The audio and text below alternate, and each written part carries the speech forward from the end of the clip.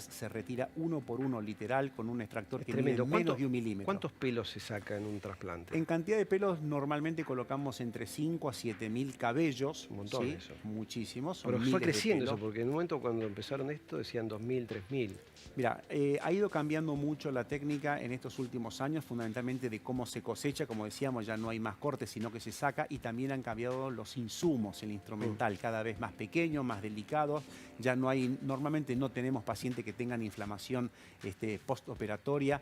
Hacemos el trasplante, al otro día viene, se lavan la cabeza y hacen sus actividades de día, que prácticamente normal. Bien, este caso, por ejemplo, es un avance. Sí, eso estás hablando siempre entre la foto que estamos viendo, 9 meses a 1 año, ¿sí? de tiempo entre una fotografía y otra. Este paciente, como estás viendo, que es un paciente joven, necesita un tratamiento mixto.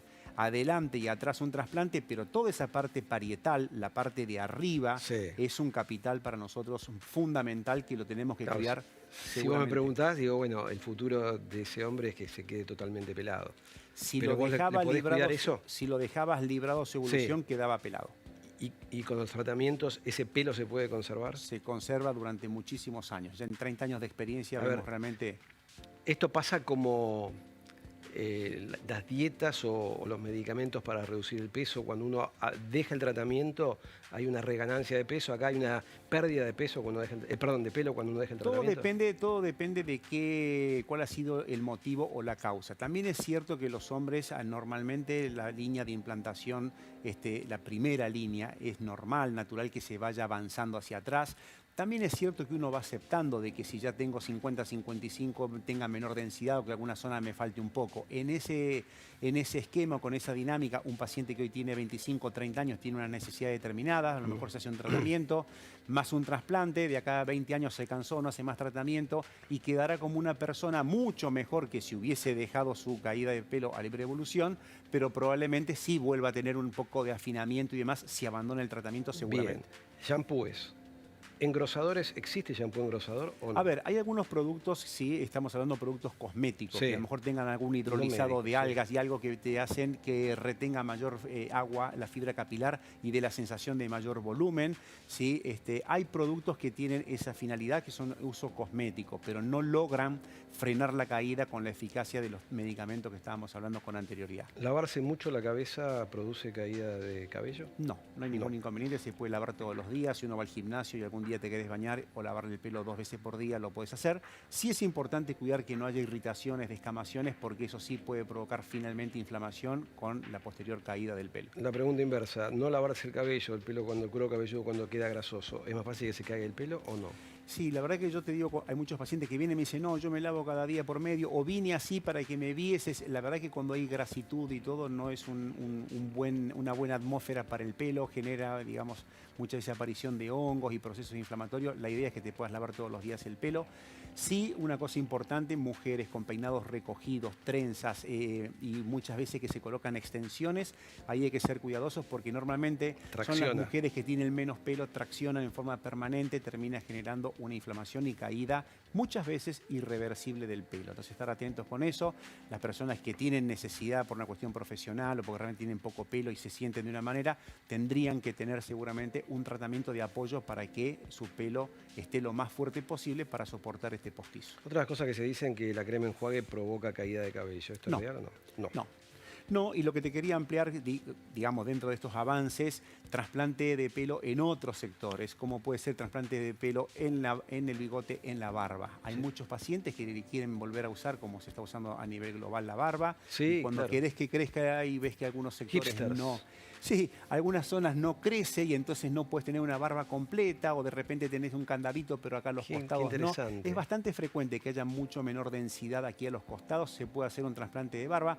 ¿De dónde sacamos ¿Dónde se saca pelo? eso? Te iba a preguntar, ¿dónde se saca la barba? Primer pelo de elección es el mismo que tenemos aquí abajo, que normalmente a los hombres nos molesta y que aún cuando uno se barba, este pelo generalmente lo rasuramos. Anestesia local. Exacto, anestesia local. Y es increíble, al 5.º día, pero literal, ya te puedes volver a afeitar en la zona donde ha sido, digamos... sí, extraído exacto, donde ha sido la zona donante. Conclusión, sacamos de acá y volvemos a rellenar en la zona que no tenemos. Si no tenemos pelo, porque es un paciente, como dijiste, lampiño, tiene realmente muy poco pelo en la cara, podemos recurrir a la zona de atrás. ¿Cejas? Sí, se puede hacer también en las cejas. Ahí hay que ser cuidadosos. Es un trasplante que tiene mucho expertise para hacerlo, Ajá. tiene que ver con la inclinación y todo, y finalmente estamos colocando un pelo que Que no crece, sabe ¿no? que cumple la función de ceja y va a crecer, hay que cortarlo todos los meses. Es importante ahí.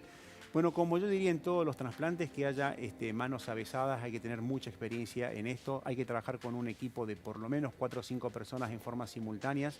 Esas personas tienen que estar muy entrenadas, si no, termina siendo lo que sucedía al principio de los trasplantes. A veces un cirujano plástico, alguien que hace cirugía de prótesis de mama, lifting, hace también trasplante de pelo, a lo mejor el Sí, equipo claro. no está del todo formado, entonces el pelo está horas ahí afuera. Esto tiene que ser algo muy dinámico, el pelo que sacamos acá tiene que ser conservado a una cantidad, digamos, de tiempo afuera del organismo, a una temperatura controlada para volver a hacer.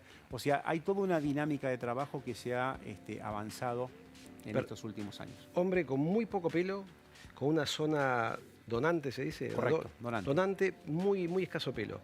Pero el hombre va a la playa y es como un mono, lleno de pelo. ¿Se Ok. puede sacar pelo del cuerpo y colocar en la cabeza? Se puede. En ese caso lo que yo diría primero es convencerlo de que no se puede volver a tener nada muy ostentoso en términos de que hay que dejar una altura de la frente y entradas muy pronunciadas. Estamos Claro. hablando de una calvicie muy importante, poca zona donante. Entonces, primero y principal, dejar un diseño adecuado para esas circunstancias.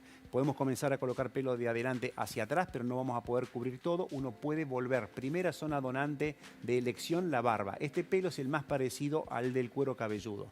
Pero muchas veces no hay match. Este pelo es más áspero, más grueso, más ondulado o de color diferente y entonces en ese caso a lo mejor no se usa.